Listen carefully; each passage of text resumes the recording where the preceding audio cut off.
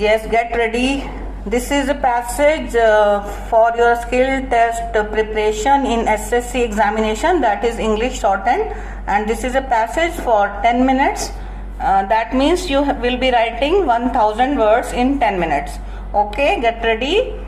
Yes, this is a dictation at the rate of 100 words per minute. Yes, right. Sir, what I am trying to make out is that we do need a total manpower planning in the country. I hope it will be possible for the government to take it up, but unless there is a satisfactory manpower planning, we should not start saying things like this. I mean, when we open an arts college, we are told do not open so many arts colleges. The country has got enough of arts colleges. Open only science colleges, and if science colleges are opened, we are told our science graduates are unemployed and we are asked to diversify and vocationalize, and yet people who take trade certificates or diplomas or degrees in engineering are unemployed. They tell us do not put any restriction, do not restrict it. So the real problem is that there will be unemployment unless the economy gets momentum, and when the momentum comes, those who are unemployed will find employment. But what I would like to submit is that we must adopt a forward-looking policy. Suppose there is a recession and we immediately decide to cut down the facilities for technical and scientific education. The result would be that when the economy gathers momentum, we will take 5 years to produce the engineers that we need and the technical personnel that we require for the development of our country. Para, sir, there has been another difficulty. Unfortunately, there was on a vast scale an import of technical know-how and no sufficient attention was paid to the development of indigenous know-how.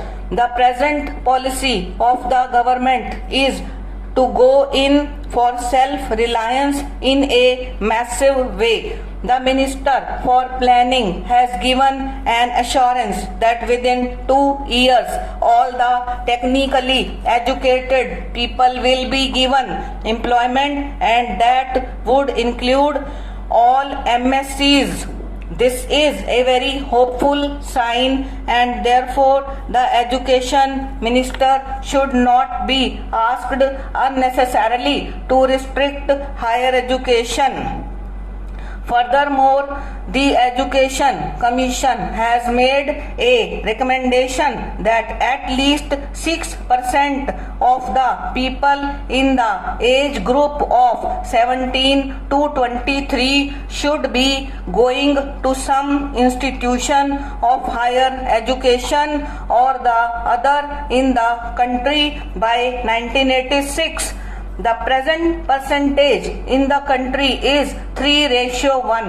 Therefore, there is scope for increasing the overall percentage of persons going in for higher education.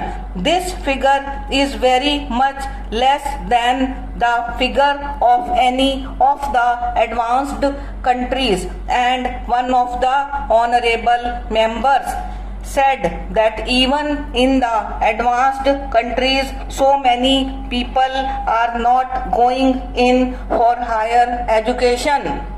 What is wrong is that we have not yet been able to implement that part of the recommendation of the Education Commission, which said that the proportion of postgraduates to undergraduate must rise and that the proportion of persons going in for technical education must be more than the proportion of persons going in for it at the present moment.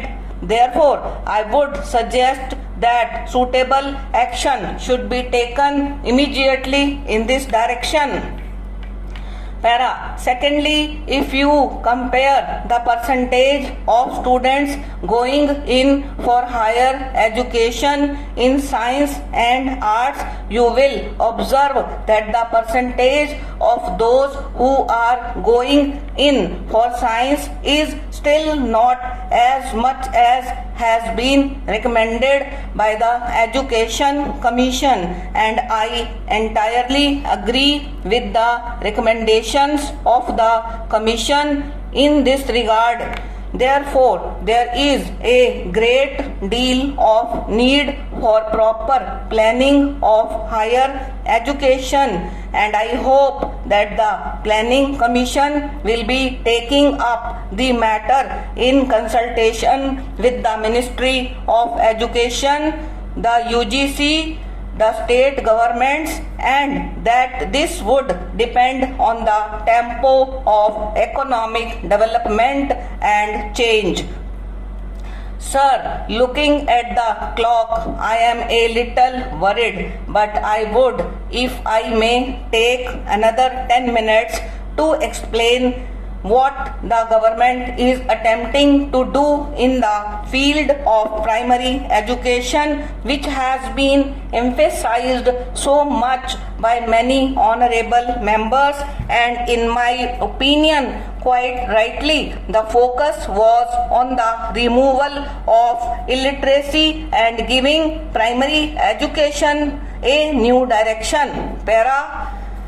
Sir, the main point which we should all remember is that the present appalling figure of illiteracy has risen because we were unable to enroll all children in the age group of 6 to 11 in the primary schools, and even where we did succeed in enrolling them, they dropped off from schools.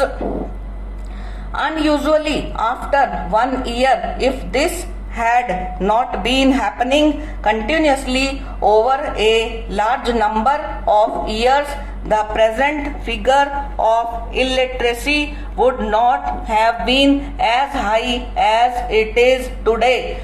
If we make an analysis of those who are not yet going today to the elementary schools in the age group of 6 to 11 years, we will find that the greatest shortfall is among girls, among the scheduled castes, among the scheduled tribes, as the two honorable members quite rightly pointed out, among those who want their children to add to the family income.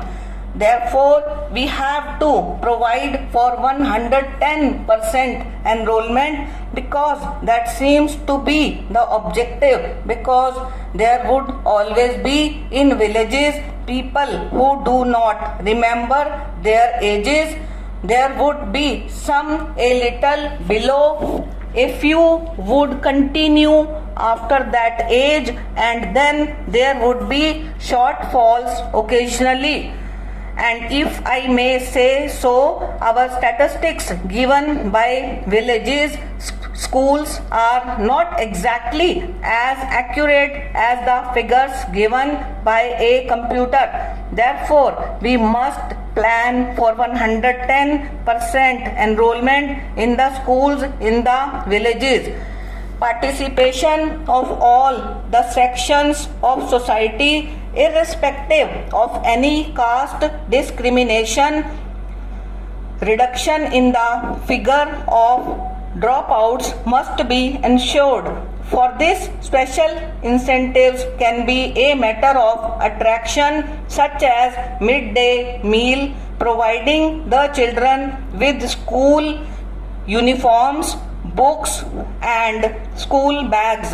The government should chart out a welfare plan to this effect to attain 100% literacy and attain the target. By making this plan people oriented, we can attain India of our dreams. Stop.